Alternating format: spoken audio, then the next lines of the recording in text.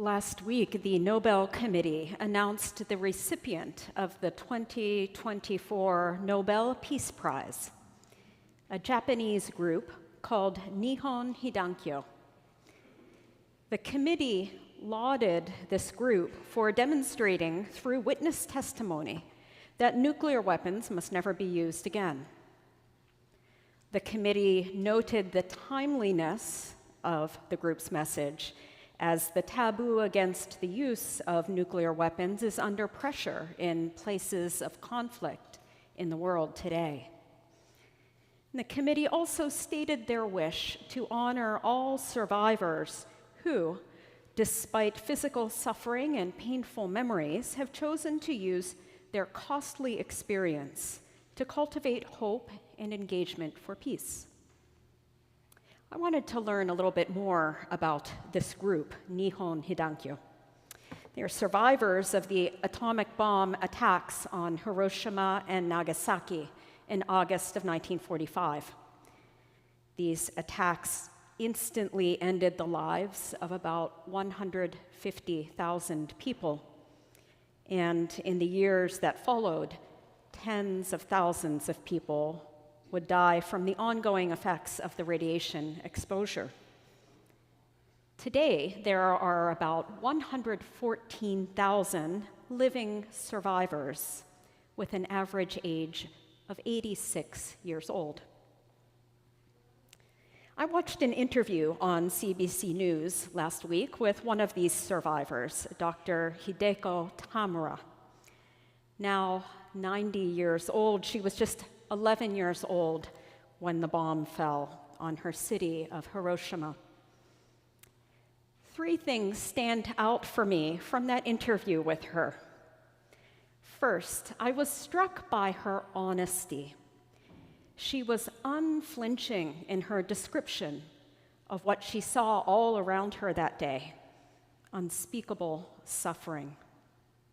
She spoke about what is now the Peace Memorial in Hiroshima, but then it was just ruins of a domed building, the only structure left standing near the hypocenter of the explosion.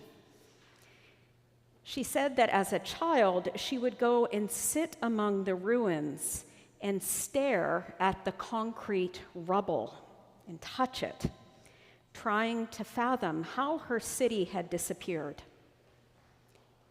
She spoke of her emptiness, her not knowing, as she sat there among those ruins. And she spoke sharply of the scientists and strategists who raced to develop and deploy the atomic bomb without regard for its destructive power. Second, I was struck by the way Dr. Tamura spoke about this community of survivors. Nihon Hidankyo began as an advocacy group to combat social stigma and to secure health care for survivors. But as the group came together and evolved, it found a deeper purpose in working for nuclear disarmament and wanting to make sure that future generations would never know the horror that they had known firsthand. What began as a struggle for survival turned into a sustained act of generosity. Third, I was drawn in by Dr. Tamura's animated and joyful manner. She was so passionate in expressing her hope for a more peaceful world. When asked about her response to the Peace Prize, her eyes lit up as she exclaimed, "I am so excited, I am so delighted, I am so happy." There was just something about the witness of this wise older woman, grounded in reality, shaped in community, and affirming of life, that I found very moving. In today's gospel, we hear an exchange between Jesus and his friends about power and suffering. James and John, the sons of Zebedee, these were some of Jesus' first disciples. They left their fishing nets on the shore by the Sea of Galilee to follow him. Jesus would come to trust them and to regard them, along with Peter, among his closest friends in community. It was only these three who were with Jesus at his transfiguration and in the garden at Gethsemane the night before he died. We might gather from Jesus' nickname for them, the sons of thunder, that James and John had a certain eagerness or bluster about them. Once, when they were traveling with Jesus, they were turned away from a village where they sought lodging, and they asked, "Lord, do you want us to call fire down from heaven to destroy them?" And we can just imagine Jesus shaking his head as he rebuked them and waved them on toward the next village. We hear echoes of this zeal in today's gospel when James and John say to Jesus, "We want you to promise us a special spot, one at your right hand and one on your left in your glory." And they think they're asking for something awesome and exciting. But Jesus responds with a reality check. He says, "You don't know what you're asking. Are you able to drink the cup that I drank or be baptized with the baptism that I am baptized with?" He says, "The Son of Man came to serve and to give his life." They say, "Sure, we're able," which is sort of ironic given that they couldn't even stay awake with Jesus in the garden when he asked them to. But Jesus takes their concern for power and glory and he reframes it, calling them back into reality, to be shaped in community through humility and service, and pointing them toward a still greater greatness for themselves. The book of Acts tells us that James would go on to lead the early church in Jerusalem, and that he was the first of the apostles to be martyred. King Herod had him killed by the sword. But what of John? It's believed that John outlived his brother James by more than 50 years, and that he would be the only apostle who would not die a martyr's death. Tradition would seem to agree that John would suffer for Jesus' sake over the course of his long life.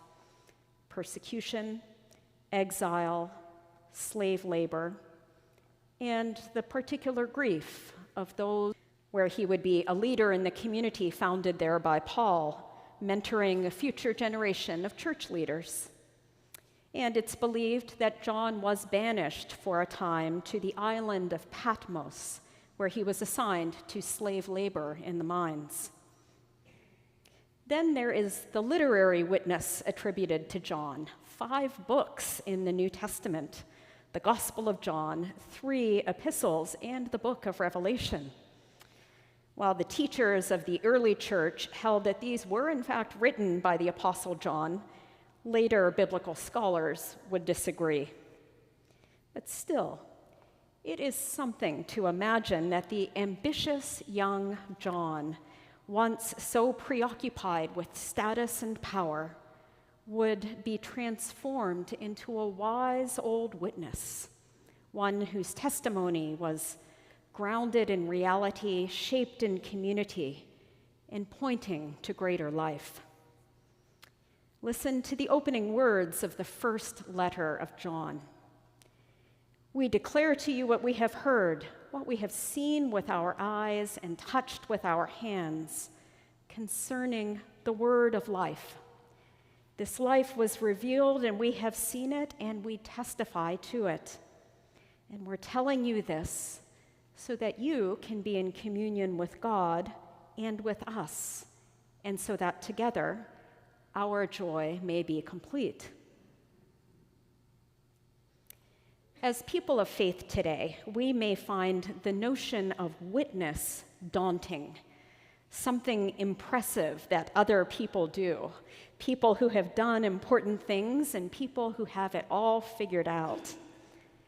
But the promise of today's gospel to James and to John and to all of us is that we're all called to witness. The overenthusiastic, the undercommitted, the short-sighted, and the long-suffering. Through his own life and witness, Jesus promises all of us that there is blessing in our suffering and greatness in our service to others. Franciscan teacher Richard Rohr writes, "The mystery of the cross has the power to teach us that our suffering is not our own, and my life is not about me. Instead, we're actually living inside a larger force field of life and death. This is the gateway to compassion, and thus redemption." As people learning to follow Jesus, we are called, each of us and all of us, to bear witness to the Incarnation in our lives. And if that sounds like a tall order, it may help to think of it as the work of a lifetime, something we grow into little by little through the learnings we pursue, and perhaps more importantly, through the learnings that pursue us, those hard things that call us to deep honesty and an unflinching look at reality. Whatever it is in our story that longs to be transformed, our emptiness, our not knowing, our physical suffering, our painful memories, our costly experiences. Learning to follow Jesus means trusting that there is transformation to be found when we are grounded in reality and shaped by a community of healing and hope. Hope that God's power working in us can do infinitely more than we can ask or imagine. This is our witness.